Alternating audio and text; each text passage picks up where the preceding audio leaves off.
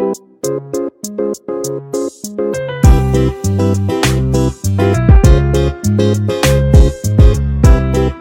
Kitchen मध्ये नमस्ते. मी बनवते बिर्याणी मसाला. इथे तुम्हाला माप सांगते. तुमच्याकडे एक चम्मच असला तर चम्मचच्या मापाने घ्या, नाही तर अशी काचेची वाटी छोटी असली तर काचेच्या वाटीने घ्या. मी इथे चमचा घेतलेला आहे, 1 चमचा जायफळ घेतलेला आहे, 2 चमचा कस्तुरी मेथी घेतलेली आहे, 2 चमचा हळदी पावडर घेतलेली आहे आणि 2 चमचा साई जिरा घेतलेला आहे, 1 चमचा लवंग घेतलेली आहे आणि साधा जिरा घेतलाय 2 चमचा, 3 ते 4 चमचा अख्खे धने आहेत आणि इथे दालचिनी घेतलेली आहे. ही इथे आहे ना मी कुटून घेतलेली 4 चमचा घेतलेली आहे. इथे आहे ना मिरची आहे, ही काश्मीरी लाल मिरची पावडर आहे. तुम्हाला किप्स करायचं असलं तर किप्स करा. ही मिरची आहे ना कलरसाठी आहे, नाही तर बिर्याणी मसाल्यामध्ये मिरची नसते. तुम्हाला किप्स करायची असली तर करा. इथे काली मिरी घेतलेली आहे 1 चमचा आणि एलायची इथे घेतलेली आहे 2 चमचा आणि इथे चक्रफूल तोरून घेतलेले आहे 2 चमचा. चवीनुसार इथे 2 चमचा मीठ घेतलेलं आहे आणि इथे घेतलेला आहे तेजपत्ता. इथे 10 ते 12 तेजपत्ता घेतलेले आहे. इथे गॅसवर तवा ठेवलेला आहे. तव्यामध्ये आहे ना भाजायचा मसाला भाजताना गॅस एकदम स्लो करायचा, कारण हा मसाला भाजल्यानंतर ना टेस्ट बरोबर येणार नाही. इथे तेजपत्ता आहे पूर्णपणे ना असं तोरून घ्यायचं, छोटं छोटं पीस करायचं. आणि बिर्याणी मसाला आणि गरम मसाला ह्याच्यामध्ये फरक काय आहे? गरम मसाला आहे ना लाल असतो आणि बिर्याणी मसाला कालपट असतो.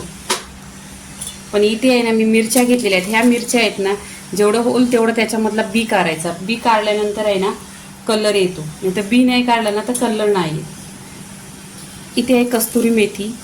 हे मसाले भाजायला लवकर भाजतात म्हणून हलके आहेत. आणि हा आहे ना जायफळ आहे, हा पण तोरून घेतलेला.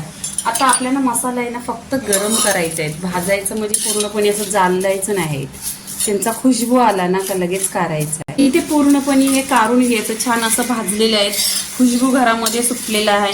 तुम्हाला मसाला भाजायचा असेल तर भाजून थंड करायचा पूर्णपणे 10 ते 15 मिनिटं.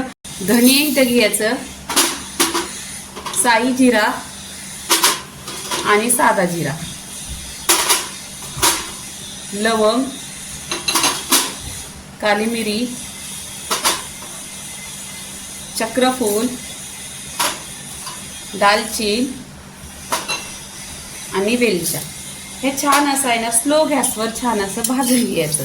पूर्ण असा खमंग असा खुशबू आला ना का लगेच बंद करायचा गॅस. हे बघा बिर्याणीचा मसाला छान असा भाजलेला आहे, पूर्णपणे खुशबू सुटलाय. इथे प्लेटमध्ये काढून घ्यायचं. प्लेटमध्ये काढला ना तर 10 ते 15 मिनिटं पूर्णपणे असा थंड करायचा. थंड करायचा नंतरच मिक्सरला लावायचा, नाही तर मसाला खराब होतो. 1 वर्षभर नाही तर 6 महिना पूर्णपणे टिकतो हा मसाला. इथे आता पूर्णपणे मसाला काढून घेतलेला आहे, हा थंडा करून घ्यायचा. इथे पहा मसाला पूर्णपणे असा थंड झालाय 1-15 मिनिटं. आता काय करायचं? इथे आहे ना मिक्सरचं भांडं घ्यायचं. इथे मिक्सरच्या भांड्यामध्ये सगळं मसाला भाजलेला घेतलेला आहे. इथे आहे ना मीठ घेतलेलं आहे. इथे हळदी पावडर टाकायची आणि मिक्सरला छान अशी मसाल्याची पावडर बनवायची. इथे पहा पूर्णपणे मिक्सरवर असा मसाला पिसलेला आहे, एकदम पावडर पहा खमंग असा खुशबू सुटलेला आहे. आता इथे प्लेटमध्ये काढून घ्यायचा. कलर पण एकदम सुरेख आलेला आहे. इथे आता पूर्णपणे सगळा मसाला पिसून घ्यायचा आहे.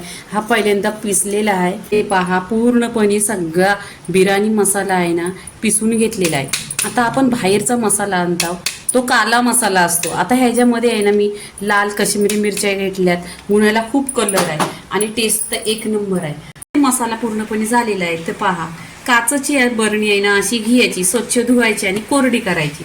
आणि तुमच्याकडे आहे ना काचेची बरणी असली का काचेच्या बरणीमध्ये ठेवायचा, पण खाली पाण्याचा हात नको आहे. पाण्याचा हात लावला तर मसाला टिकत नाही, नाही तर वर्षभर ते 6 महिना पूर्णपणे असा मसाला टिकतो. आणि पहा घरचा मसाला आहे खूप टेस्टी असतो आणि 1 नंबर चव. आणि बाहेरचा मसाला असतो बिर्याणी मसाला तो दरदरा असतो, एकदम दरदरा. एक डब्यात काचेच्या डब्यात भरून ठेवला ना 6 महिना पूर्णपणे टिकतो आणि वर्षभर. खाली पाण्याचा हात नाही लावायचा. तर पूर्णपणे आहे ना मसाला झालेला आहे. बाहेरचा मसाला कसा असतो दरदरा असतो आणि हा मसाला एकदम बारीक पिसलेला आहे. तर आपण आहे ना पनीर बिर्याणी बनवली तरी पण एकच मसाला असतो. चिकन बिर्याणी बनवा, मटन बिर्याणी बनवा, कोणतीही बिर्याणी बनवा, कोलंबी बिर्याणी बनवा, मसाला एकच असतो. पण त्याच्यामध्ये घरचा टेस्ट आहे ना जिभेवर 1 नंबर असतो. तर पूर्णपणे व्हिडिओ झालेला आहे. लाईक करा, शेअर करा, सबस्क्राईब करा आणि नेहमीच खात राहा. धन्यवाद.